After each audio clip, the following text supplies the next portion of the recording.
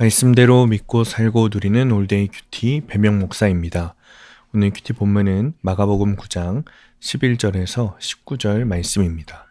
오늘 큐티는 믿음이 없는 세대여 라는 제목으로 제자들의 믿음 없음에 대한 묵상입니다.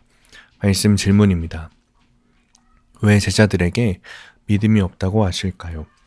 제자들은 엘리야가 메시아보다 먼저 올 것이라는 말씀을 궁금해합니다. 그들은 엘리야가 먼저 와서 모든 것을 회복시키면 예수님이 고난당하지 않아도 된다고 생각했을 것입니다.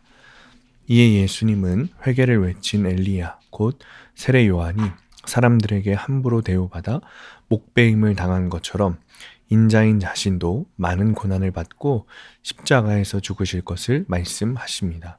13절입니다. 그러나 내가 너희에게 이르노니 엘리야가 왔으되 기록된 바와 같이 사람들이 함부로 대우하였느니라 하시니라. 주님의 생각은 내 생각과 다릅니다. 그러나 주님의 방법이 100% 옳습니다. 예수님과 세 제자가 산에서 내려올 때 다른 제자들은 서기관들과 열띤 논쟁을 벌이고 있었습니다.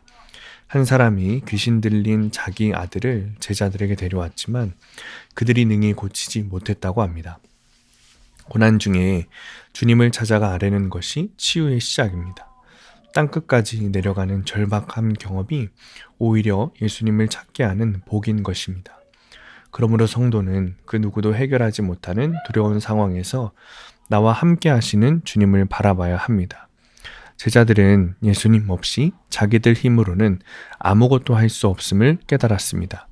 이때 예수님은 믿음이 없는 세대여 내가 얼마나 너희와 함께 있으며 얼마나 너희에게 참으리요 하고 탄식하십니다.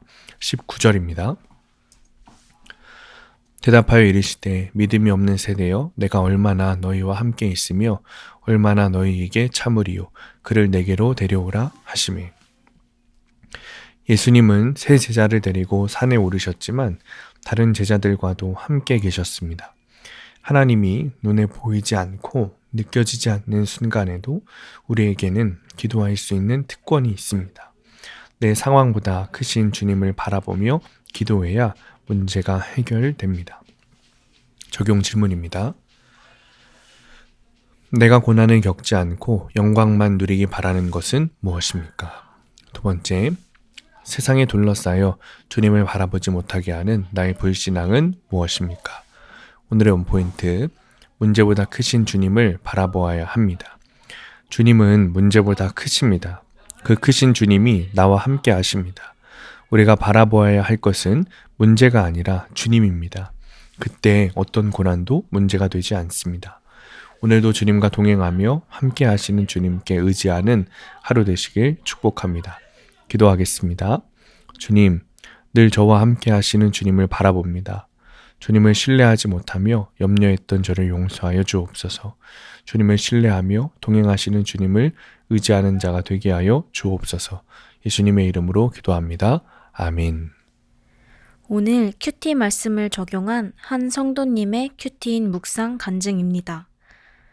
남편이 운영하던 병원은 오랫동안 적자 상태였습니다. 그런데도 남편은 병원을 정리하지 않았고 저는 그런 남편을 서기관들처럼 옳고 그름을 따지며 원망했습니다. 그러다 정부에서 장애인 보조기기 지원 사업을 시작하면서 환자들에게 필요한 검사와 처방이 요구되었습니다. 남편 병원에서 처방전을 잘 발급해 준다는 소문이 나자 환자들이 몰려들었습니다. 그런데 이 일로 부정 발급 조사 대상이 된 남편은 핸드폰과 컴퓨터를 압수당하고 검찰 조사를 받았습니다.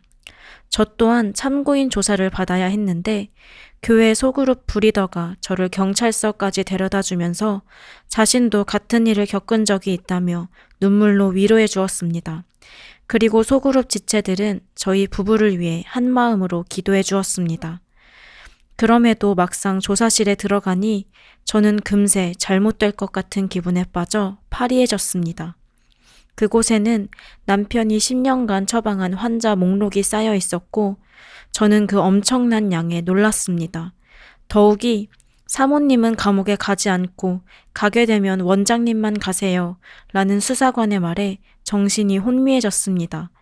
아무 능력도 행하지 못한 제자들처럼 걱정에 사로잡혀 그저 탄식할 뿐이었습니다.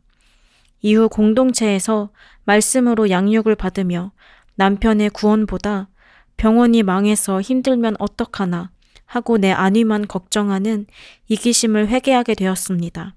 이런 저를 구원하신 예수님의 죽음과 부활이 믿어졌고 저를 오래 참아주신 주께 감사했습니다. 그러고 나자 조사 결과가 나올 때까지 말씀을 묵상하며 평안히 지낼 수 있었습니다. 그렇게 3년이 지나 남편은 기적처럼 무혐의 판결을 받았습니다. 이제는 제가 받은 은혜를 기억하며 아직 교회에 나오지 않는 남편과 아들을 믿음으로 인내하며 섬기겠습니다. 적용하기. 남편과 아들이 구원받도록 기도하고 교회 전도 축제에 초청하겠습니다.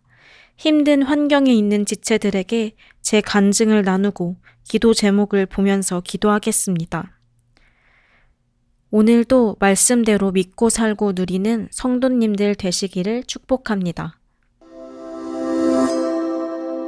큐티와 신앙생활에 도움을 받기 원하시는 분은 네이버에서 수암감리교회를 검색하시거나 유튜브에서 수암감리교회를 검색하시면 도움받을 수 있습니다. 자세한 문의사항은 지역번호 031-482-8047번으로 문의하시기 바랍니다.